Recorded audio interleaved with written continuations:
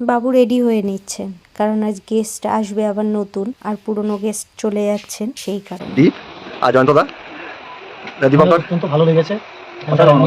খুব দারুণ জায়গা, অসাধারণ ভিউ, সব রকম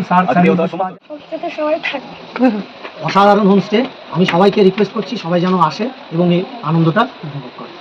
যেমন সুন্দর আতিথেয়তা তেমনি সুন্দর ব্যবহার, খাওয়া দাওয়া এভরিথিং অত্যন্ত ভালো, অত্যন্ত ভালো। আমি তো আবার আসবো।